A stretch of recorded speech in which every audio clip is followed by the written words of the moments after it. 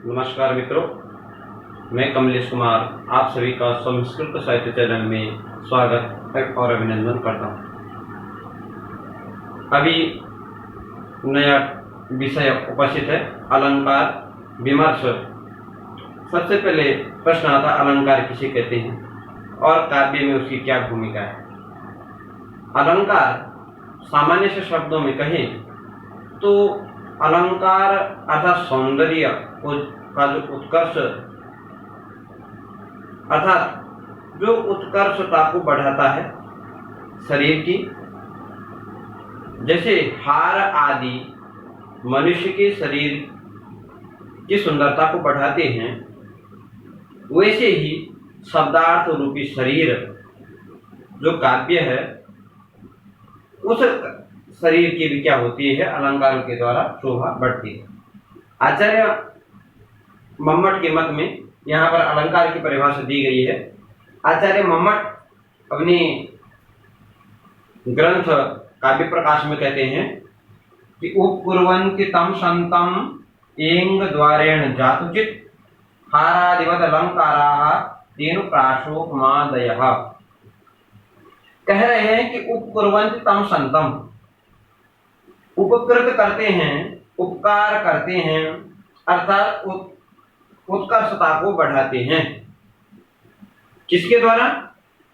बोले एंग द्वारेण, शब्द और अर्थ के द्वारा। शब्द और अर्थ के द्वारा क्या करते हैं? शोभा को बढ़ाते हैं। किसके? रस रूपी जो आत्मा है उस रस रूपी आत्मा की शोभा को बढ़ाते हैं। कब? बोले जातुचित, नियमेन नहीं कि सर्वथा शोभित करेंगे ही, ऐसा नियम नहीं है। क्या कहा? कदाचित, कभी कभी उत्कर्षता को लाएंगे, कभी उत्कर्षता को नहीं भी ला सकते, ऐसा नियम नहीं है। कैसे? बोले हारादिवद अलंकाराः। अलंकार कैसे हैं? बोले हार, मुकुट, केयूर, अंगद की तरह हैं अलंकार भी। और वे क्या है? अनुप्रास उपमादयः। वे क्या है? अनुप्रास अर्थात शब्दालंकार, उपमान होगा अर्थालंकार। यहाँ पर अलंकार कितने प्रकार के होते हैं? 3 प्रकार के अलंकार होते हैं। एक है शब्दालंकार, दूसरा है अर्थालंकार और तीसरा है उभयालंकार। शब्द, अर्थ और उभय।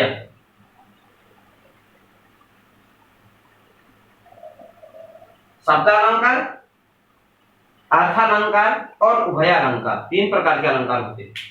यहाँ पर जो उपमा अलंकार है वो क्या है?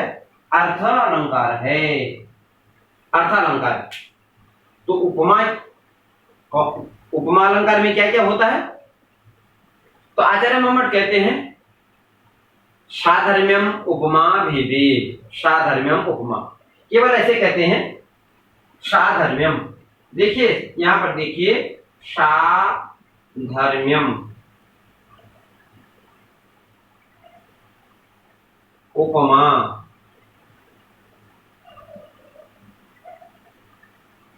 उपमा क्या है? बोले जहां पर 2 समान धर्मों का क्या किया जाए? वर्णन किया जाए, वहां पर क्या है? उपमा अलंकार होता है। उसके कितने भेद होते हैं? तो कह रहे हैं यहां पर देखिए, उपमा अलंकार अर्थालंकार में हम उपमा अलंकार लिख रहे हैं, उपमा अलंकार लिख रहे हैं। और वह क्या है? उसके 2 भेद कर दे, पूर्णोपमा और लुप्तोपमा। लुप्तोपमा 2 प्रकार के भेद हो गए इसके। तो यही कहा कि साधर्म्यम उपमा भेदे, जिसमें दोनों क्या हो? साधर्म्य का मतलब दोनों धर्म समान हो, उपमान और उपमेय। तो अब प्रश्न आता है कि उपमान क्या है, उपमेय क्या है? अवर्णनीय वस्तु उपमान है और वर्णनीय वस्तु क्या है? उपमेय है।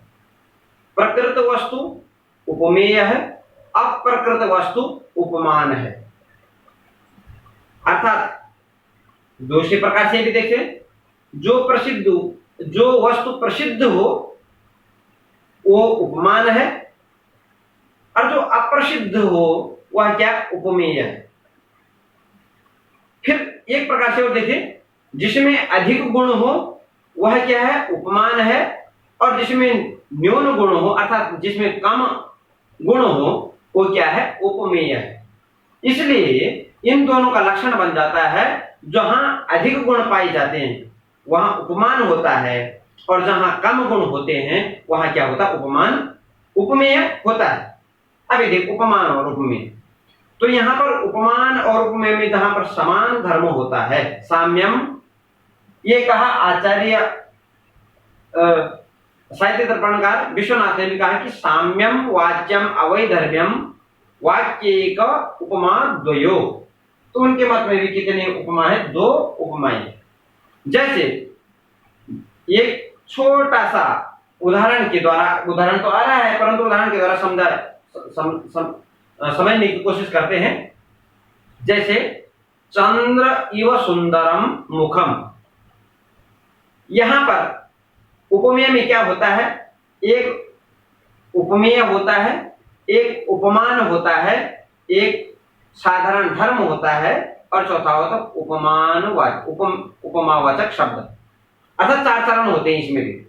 यदि जिसमें चारों चरण होते हैं, उपमेय, उपमान, साधारण धर्म, वाचक, उपमावाचक शब्द, तो उसको पूर्ण उपमा कहते हैं। और उपमा जैसे और जिसमें इनमें से कोई एक न रहे या 2 न रहे या 3 न रहे तो उसको क्या बोलते हैं, लुप्तोपमा। सबसे पहले हम उदाहरण के द्वारा स्पष्ट हो जाएगा कि उपमा किसे कहते हैं और साधर्म्य कैसा होता है। तो किसी ने कहा, किसी बोले उसका जो मुख है वो चंद्र के जैसा है। तो यहां पर चंद्रमा जो है उसमें क्या है, गुण अधिक विद्यमान है, और जिसके मुख से तुलना की जा रही है उसमें क्या है, गुण कम है। यहां पर यदि कोई कवि कहता है कि भाई उस नायिका का मुख बहुत सुंदर है, और कह रहा है, और आगे भी कह रहा है और बहुत सुंदर है उसका मुख की जो उसकी आभा है बहुत सुंदर है, परंतु उसको यदि आगे करना है जहां अवर्णनीय वस्तु है जिसको हर कोई जानता है, ऐसे अधिक गुणों वाला तो वह है चंद्रमा। तो इसलिए बोला चंद्र इव मुखम सुंदरम। अब इसमें देखते हैं कि भाई उपमेय क्या है, उपमान क्या है, और साधारण धर्म और उपमावाचक शब्द क्या है। तो क्या है, चंद्र इव सुंदरम मुखम।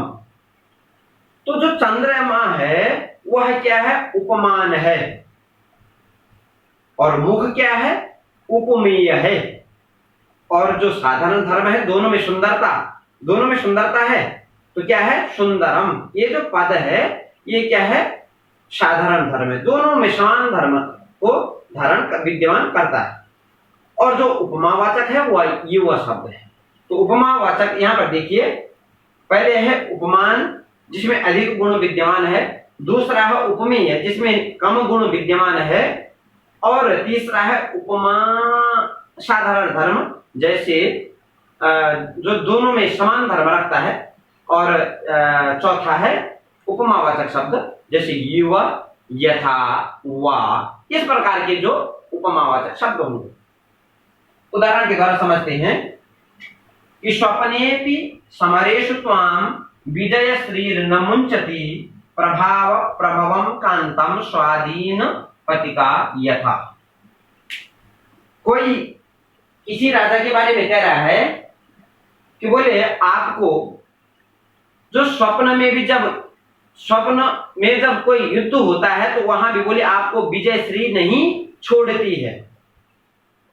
जैसे प्रभवम कांतम स्वाधीन पतिका यथा, जैसे स्वाधीन पतिका। अब यहां पर इसका भाव सामान्य से ये है कि यहां पर क्या है, उपमान क्या है, स्वाधीन पतिका, यहां पर उपमान है स्वाधीन पति का, जैसे, जैसे स्वाधीन पति का। आप स्वाधीन मतलब अपने अधीन क्या हुआ, पति वाली, तो ऐसा स्वाधीन पति का यथा, जैसे। और उपमेय क्या है, बोले विजयश्री।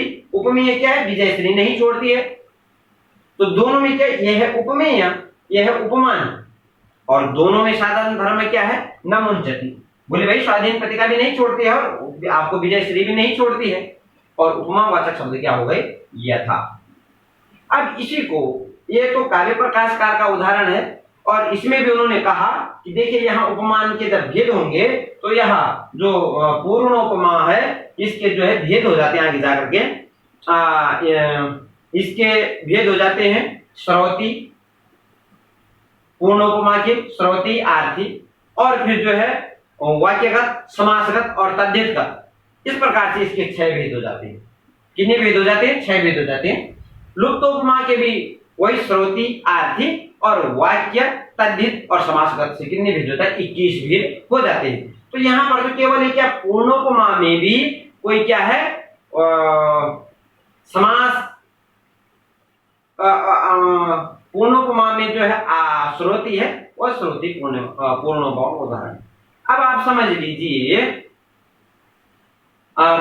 रघुवंश का श्लोक सबको याद रहता है, उससे आप बहुत स्पष्ट समझ पाएंगे। वहां प्रथम मंगलाचरण में कहा गया कि वागर्था विव संपृक्तौ वागर्थ प्रतिपत्तये जगतः पितरो वंदे पार्वती परमेश्वरो।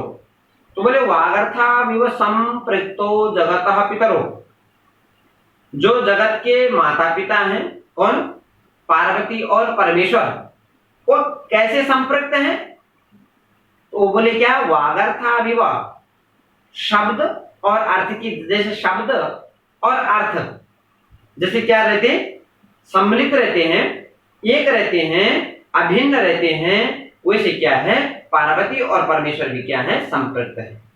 वागर्था विव संपृक्तो जगतः पितरो पार्वती परमेश्वरो वागर्थ प्रतिपत्तये अहम कालिदासः वंदे।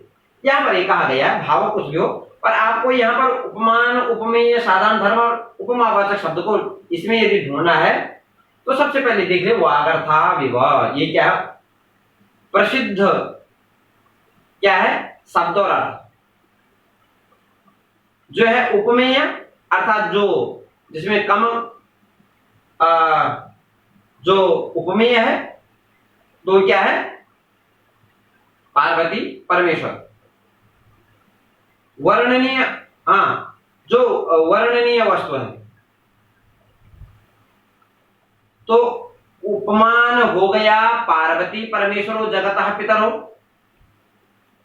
उपमेय हो गया आपका शब्दार्थो, और साधारण धर्म में क्या हो गया, संप्रयुक्तो, और जो है जीव जो शब्द है उपमावाचक शब्द है।